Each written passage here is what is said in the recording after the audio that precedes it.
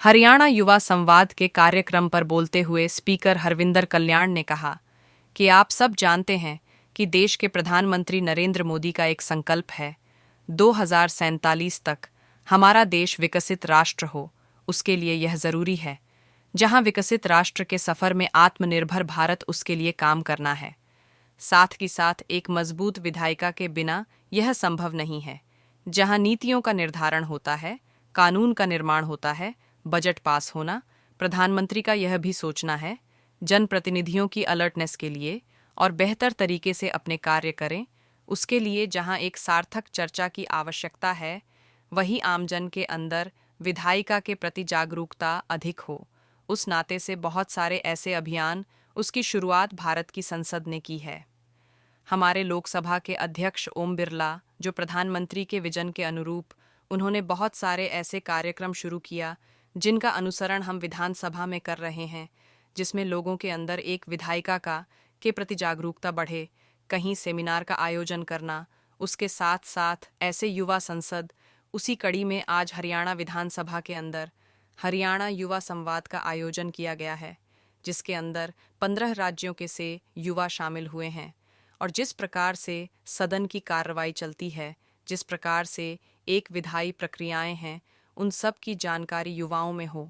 एक जिम्मेवार युवा हर क्षेत्र में जाते हुए कैसे नागरिक जिनको सारी प्रक्रिया की जानकारी हो, और ऐसे ही युवाओं में से जो भविष्य में पॉलिसी मेकर बनेंगे। आप सभी का हरियाणा विधानसभा में मैं स्वागत करता हूं। और आप सब जानते हैं कि देश के माननीय प्रधानमंत्री श्री नरेंद्र मोदी जी का एक संकल्प है कि 2047 तक हमारा देश विकसित राष्ट्र हो। और उसके लिए ये ज़रूरी है कि जहां विकसित राष्ट्र के सफ़र में आत्मनिर्भर भारत, उसके लिए हमें काम करना है। साथ ही साथ एक मजबूत विधायिका, एक प्रभावी विधायिका के बिना ये संभव नहीं है, क्योंकि विधायिका के माध्यम से ही जहां नीतियों का निर्धारण होता है, कानून का निर्माण होता है, बजट पास होना और सरकार के कार्यों की समीक्षा होती है, वहीं माननीय प्रधानमंत्री जी का ये भी सोचना है कि जनप्रतिनिधियों को की अलर्टनेस के लिए जनप्रतिनिधि और बेहतर तरीके से अपने कार्य करें। उसके लिए जहां एक सार्थक चर्चा की आवश्यकता है, वहीं आम जन के अंदर विधायिका के प्रति जागरूकता अधिक से अधिक हो। उस नाते से बहुत सारे ऐसे अभियान, इसकी शुरुआत भारत की संसद ने की है। हमारे लोकसभा के माननीय अध्यक्ष श्री ओम बिरला जी, जो माननीय प्रधानमंत्री जी के विज़न के अनुरूप उन्होंने बहुत सारे ऐसे इनिशिएटिव्स, नवाचार शुरू किए हैं, जिसका अनुसरण हरियाणा विधानसभा भी कर रही है, जिसमें लोगों के अंदर एक विधायिका के प्रति जागरूकता के नाते कहीं सेमिनार का आयोजन करना, या उसके साथ साथ ऐसे युवा संसद। उसी कड़ी में आज हरियाणा विधानसभा के अंदर हरियाणा युवा संवाद, इसका आयोजन किया गया है, जिसके अंदर लगभग 15 राज्यों से यहाँ पर युवा शामिल हुए हैं। और जिस प्रकार से सदन की कार्रवाई चलती है, जिस प्रकार से एक विधायी प्रक्रियाएं हैं, नियम हैं, उन सब की जानकारी युवाओं को हो, और वो भविष्य में एक जिम्मेवार युवा, एक जिम्मेवार नागरिक हर क्षेत्र में जाते हुए, वो किसी भी क्षेत्र में जाए, परंतु वो एक ऐसे नागरिक, एक सजग नागरिक हों, जिनको सारी इस प्रक्रिया की जानकारी हो। और ऐसे ही युवाओं में से जो भविष्य में जो पॉलिसी मेकर बनेंगे, जो जनप्रतिनिधि बनेंगे, तो इस प्रकार की भावना उनके अंदर हो। उस नाते से, अवेयरनेस के नाते से, जागरूकता के नाते से इस संसद का आयोजन किया गया है। और भविष्य में भी इस प्रकार की कार्रवाई लगातार जारी रहेगी। और हरियाणा विधानसभा ने ये एक पूरी रूपरेखा भी तैयार की है, जिस प्रकार से पिछले समय में गुरुग्राम मानेसर के अंदर अखिल भारतीय स्तर का एक अर्बन लोकल बॉडीज़ के चेयरपर्सन्स का एक सम्मेलन हुआ था, जो लोकसभा ने उसका आयोजन किया था, जिसकी जिम्मेवारी हरियाणा विधानसभा को मिली थी। निश्चित रूप से हमारी विधायिका, चाहे वो पार्लियामेंट है, राज्यों के विधानमंडल हैं, या हमारा जो थर्ड टियर सिस्टम है जिसके अंदर हमारे स्थानीय निकाय हैं, वो भी और प्रभावी हों, उसी दिशा में उसी तरीके से वो भी कार्य करें। उस नाते से इस प्रकार के सम्मेलनों का आयोजन ये राष्ट्रीय स्तर पर भी और आने वाले समय में प्रदेश स्तर पर भी इसकी कार्य योजना बनाई गई है। साथ ही साथ लोगों के अंदर विधायिका के प्रति जागरूकता बढ़े, उसके लिए भी एक पूरा प्लान हमने जो तैयार किया था उसके ऊपर हम कार्य कर रहे हैं। पिछले दिनों में भी हमने इस प्रकार के युवा संसद उनका आयोजन किया और आने वाले समय में भी ये इसी प्रकार से ये क्रम जारी रहेगा। और फरवरी माह के अंदर 14 फरवरी को सोनीपत के अंदर एक युवा सम्मेलन भी किया जाएगा, जो हरियाणा विधानसभा की तरफ से उसका आयोजन होगा, जिसमें बड़ी संख्या में युवा भाग लेंगे। विभिन्न यूनिवर्सिटीज़ के छात्र उसके अंदर हिस्सा लेंगे और उसमें हमारे राज्यसभा के माननीय उपसभापति श्री हरिवंश जी उसमें मुख्य रूप से उपस्थित होंगे।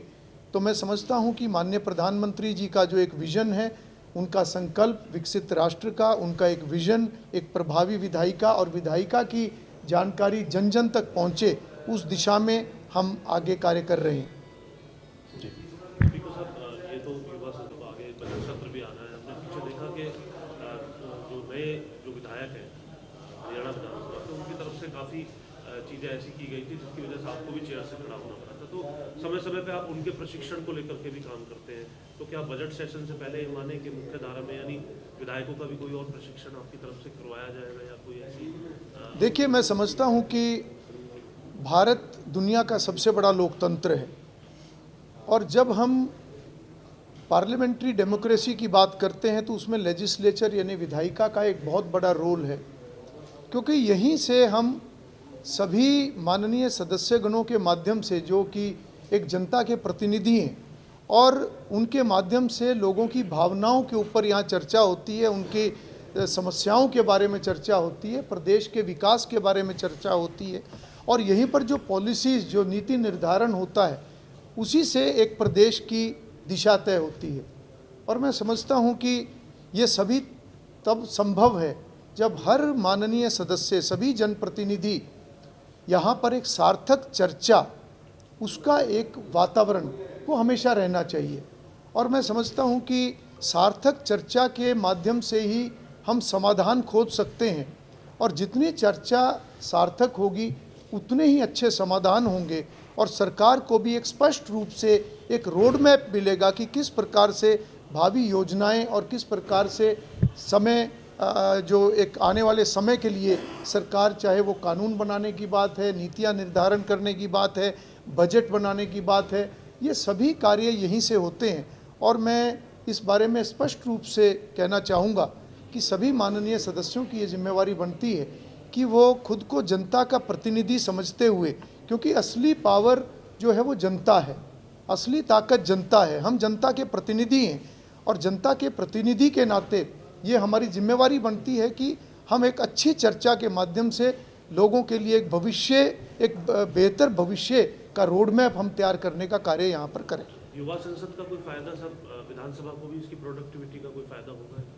देखिए, निश्चित रूप से ऐसे युवा संसदों के माध्यम से, जहाँ एक समाज में युवाओं के माध्यम से एक विधायिका के प्रति एक जागरूकता बढ़ती है, और हमारे युवाओं को जो आने वाले समय में, जिनको मैं देश का भविष्य कहूँगा, वो एक जानकारी के साथ जब आगे बढ़ते हैं तो निश्चित रूप से उनका इंटरेस्ट भी इसमें बढ़ता है, और पढ़े लिखे अच्छे युवा आने वाले समय में सदनों में चुनकर आएँ, क्योंकि एक पॉलिसी मेकर के नाते से एक बहुत बड़ा रोल जनप्रतिनिधि का होता है, और जहाँ उनकी जानकारी बढ़ती है, वही मैं समझता हूँ कि इस जानकारी के माध्यम से कहीं ना कहीं समाज के अंदर जब अवेयरनेस बढ़ती है तो जनप्रतिनिधियों को भी की भी अलर्टनेस के अंदर मैं समझता हूँ कि इजाफा होता है।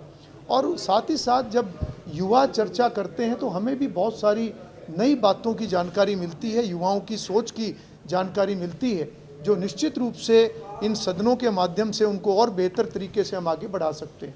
स्पीकर साहब, अंतिम सवाल है मेरा। अभी हाल ही में एक खबर सामने आई थी कि जो बैकडोर विधानसभा के अंदर भर्तियां होती हैं, उसको लेकर के आप कुछ सोच रख रहे हैं। किस तरीके से उसको जो है रोका जाएगा, जो कि पहले देखा जाता रहा है। आपने एक खबर सामने आई थी कि आप इस व्यवस्था को बदलने जा रहे हैं, कुछ उस पर कुछ सोचा है आपने? देखिए, हरियाणा विधानसभा में समय समय पर बहुत सुधार हुए हैं।